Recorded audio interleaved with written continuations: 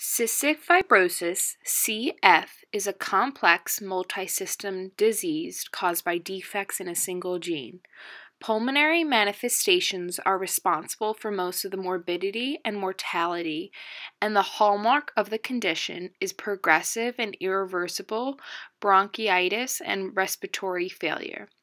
However, the condition also has important effects on gastrointestinal functions, nutrition, endocrine, metabolic, and reproductive systems. Cystic fibrosis is the most common life-shortening genetic disease of those of Western European origin. The faulty gene on the long arm of chromosome 7 was identified in 1989. As seen in the photo, a normal, healthy airway should be lined with thin layers of mucus. In the airway of a patient with CF, there is thick, sticky mucus which blocks the airway. Improved life expectancy in CF has led to an expanding population of adults with CF, now representing almost 50% of the total CF population. This creates new challenges from long-term complications such as diabetes mellitus, DM, a condition that is present in 40 to 50% of adults with CF. CF-related diabetes, CFRD, results from a primary defect of insulin deficiency in all those sharing features with type 1 and type 2 diabetes. Progression to diabetes is associated with poor CF clinical outcomes and increased mortality. The primary goal of insulin therapy is the preservation of lung function and optimization of nutritional status. There is increasing evidence that appropriate screening and early intervention with insulin can reverse weight loss and improve pulmonary function. Further clinical research is required to guide when and how much to intervene in patients who are already dealing with the burden of one chronic illness. As seen in this photo, this is a pathway on how patients with CF can lead to CFRD. Well, thank you so much for coming to my interview today for my endocrinology project of how cystic fibrosis is found in everyday settings and how an endocrinology disease can come off of cystic fibrosis. So I thought you'd be a great person to have for this interview. So can you please state your name and age, your first name and age? I'm Brian, and I am 27 years old. Okay. So how old were you when you were diagnosed with cystic fibrosis? I was 4 months old. The only reason that they tested me was because another one of my cousins had recently been diagnosed with CF. Great. How old were you when you were diagnosed with cystic fibrosis-related diabetes? I was 26. They had tracked it for a long time because I was always on the edge. I think 126 to 136 fasting glucose is considered pre-diabetic, CF pre-diabetes, so that's when they track it, and I had to do all the glucose tests. But they finally called it that I have cystic fibrosis diabetes. Okay. What medication do you take for your CF and CF-related diabetes? You don't have to name them all, just some relative terms. So I take enzymes to help digest my food. I take Kalydeco, which is one of the new drugs that actually helps with all my symptoms. So it stops my body from producing a lot of mucus. It pretty much shows no symptoms. It can't undo any damage that's been done, but I have no symptoms of the disease as of right now, besides my digestion issues. Kalydeco is a treatment developed by Vertex Pharmaceuticals. The biotech powerhouse tested its approved CF drug, Kalydeco, in combination with VX-661 in patients with the most common mutation of the rare lung disease, showing that the two highest dose groups showed significant improvements in lung function over placebo. Helping the CF Kalydeco gate open more often, allowing small charged particles called chloride ions into or out of the cell. Kalydeco helps the gates open more often, letting more chloride ions move in and out. The movement of ions may help with the balance of salt and water. That Kalydeco has helped in your everyday setting with CF? Yeah, I mean, I've always been pretty healthy for what I have. I was a 4-year athlete in high school, very active. I go to the gym every day. some days twice a day. But it's, I used to cough a lot. I mean, no matter what, I was always coughing, and it was just nonstop. Where now, I barely cough. I couldn't tell you last time I coughed. It's really a miracle drug. Wow. So do you think if you weren't on Kalydeco, you could have a job in an everyday setting, say such as like cubicles and where you're around people a lot, or do you think Kalydeco has helped you live a more normal life with your job and work? And I think it would have been fine either way. I think the cough can be, for me, I was so used to it, I didn't even realize I did it, but people would always ask me, was I okay? Or, during the cold times, they'd be like, oh, he's got the flu, and, without telling them what I have, people would think you're sick. But, I think I don't think not having it would have prevented me from getting a job, but I do think that it's helped me not stick out. Great. Do you think taking an insulin shot every day has helped your lung functions and improved your blood glucose levels? So it has increased or improved my blood glucose levels because I check them daily. So I do have relatively normal blood sugar levels, but the problem is once your blood sugar gets higher, sugar is able to enter the lung. I don't know the complete science around it, but I know that those sugars can carry, diseases or, viruses or whatnot. So it makes it an easier entry to my lungs. So that's why they want to keep it at a very maintained level, where I think a lot of people have the same level as I do, and they're not considered diabetic. Okay, so do you take the shot in the morning or the nighttime? Morning. Okay. Insulin deficiency and resulting hyperglycemia affect lung disease. Insulin is a hormone with anabolic effects, and its deficiency may have a negative clinical impact on patients considered pre-diabetic. Increased serum glucose levels may have an adverse effect on lung function. Furthermore, increased glucose in the bronchial tree favors the growth of respiratory pathogens. There is still a loss of lean body mass due to the catabolic state caused by the insulin deficiency, which leads to a consumption of fat and proteins and affects pulmonary function. Therefore, insulin deficiency promotes a clinical deterioration in patients with CF and not only an abnormal glucose metabolism, which may be enhanced by early intervention with insulin. Both diabetes and glucose intolerance reduces the life expectancy of CF patients. Insulin is the only treatment that improves clinical outcomes. Early treatment with insulin may reduce the morbidity and mortality of the underlying disease. So as you said before, you work out a lot, sometimes twice a day. Do you think working out helps lower your blood glucose levels? And have you found going to the gym has helped with your condition with, say, coughing or breathing? So it does lower my blood glucose level. I have to monitor it, and I have to make sure that I'm eating the proper carbs because I'm forcing my blood sugar to be lower. So if I go to the gym, I'm going to lower it again by working out. So I need to, if I do even go now that I go twice a day, I have to make sure that I eat enough carbs to get my blood sugar up to a certain level where I can work out again. Working out is very beneficial for patients with CF. It slows the rate of decline in lung function, which means children and adults with CF may keep good lung function longer. It helps clear mucus from the lungs, allowing for easier breathing, and creates more reserve for the whole body to rely on during periods of lung infection. This means that someone who is fit may be able to resume their activity faster following a bout of illness. If patients who have CF start to become physically active, it will not only make them feel better, but it will improve their quality of life.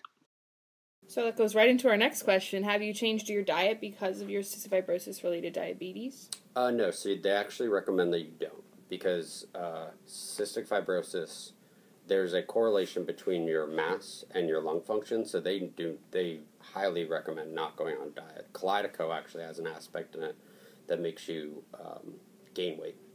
So obviously I work out a lot, so I don't want to gain weight, so I have to work out double as hard to not put on the weight, because a lot of people with CF always had trouble putting on weight, where I was a bit of a chunky kid, so I never had that issue. But just like our cousin, he was a toothpick, his whole life until he got on one of these drugs. Okay. Yeah. So what has it been like living with cystic fibrosis? So I'm going to break this question into some more smaller topics because I know that's a huge loaded question. So my first one is, has your social life been impaired by CF and CF-related diabetes? Mine hasn't at all. I know there's probably some people whose social life has. I did miss a lot of school growing up. I just had a good group of friends. They visited me when I was in the hospital and all that. So some others probably aren't as fortunate where, they can't be around a lot of kids. So I think I'm a bit on the luckier side. Great.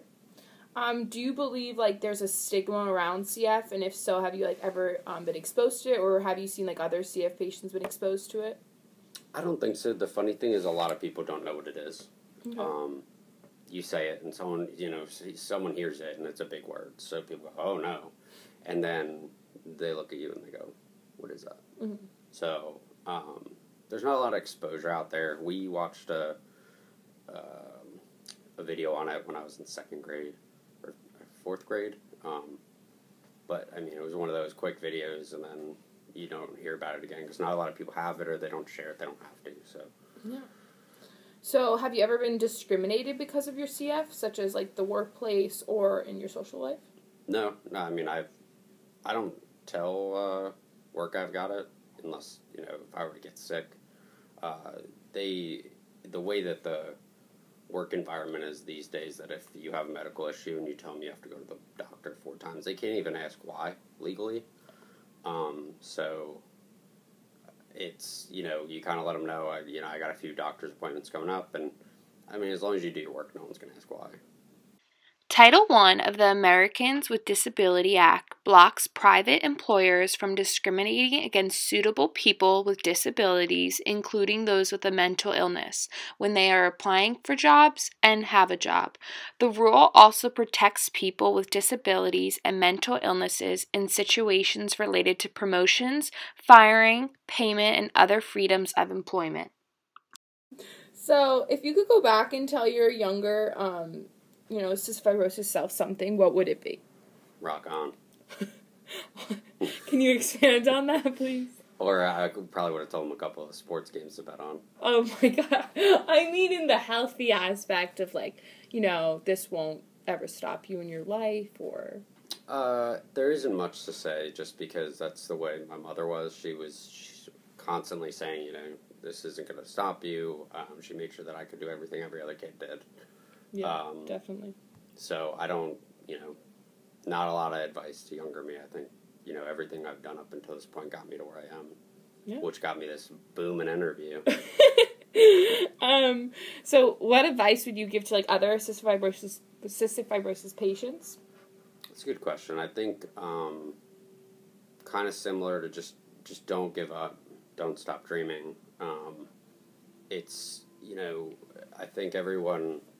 they're like, oh, how do you live with it? But I don't know any other way to live. And neither do any people with any other disabilities. They've never experienced life another way, usually, unless it came later in life. But it's something you just adapt to. But you just got to be good in spirits and, keep on moving, because especially with the way that the medical industry is going, it's looking up. Everything's improving. So. Yeah. Yeah, there's a lot of very good, goals. I feel like scientists and the Cystic Fibrosis Foundation have been making, such as Kaleido, 2014 around there, it just got, accepted by the FDA, and then trials starting, and then look, you're a prime example, you were able to get on it, and how much that helped you, because I remember you used to cough a lot, but it's all I remembered, so it wasn't, that big to me. But I could totally see how much better you've gotten because of that drug.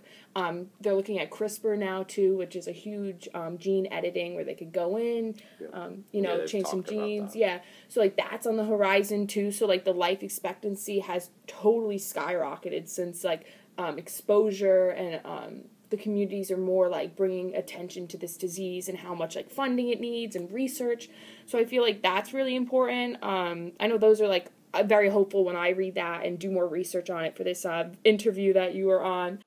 The number of adults with CF is expected to increase by approximately 75% around 2025. This is why foundations such as the Cystic Fibrosis Foundation is so important. Founded in 1955, the CF Foundation is dedicated to finding a cure for CF, a condition that affects the lung and pancreas. The group raises funds for research into a new CF treatment and for finding a cure. Here is a small animated video to show you one area of research being conducted using CRISPR, which is a genome editing tool. Guide RNA binds to and activates the Cas9 nuclease. Now, the Cas9 nuclease, the molecular scissors, can search the cell's DNA for potential targets. At a potential target site, like the one shown here, Cas9 unwinds a section of DNA to see if the guide RNA sequence matches.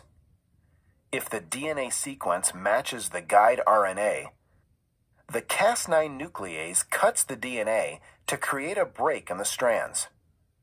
To replace the mutation with a normal sequence, a repair process is used that precisely edits the DNA.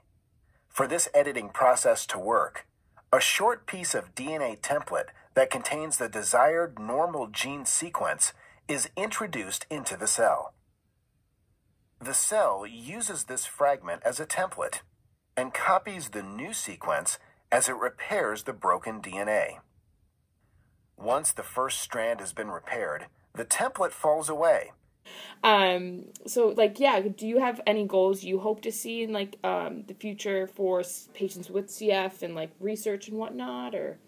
I think you made a good point about the way that the research has gone. When I did do that video, or saw that video in middle school, it was a dated video, as most videos in school are.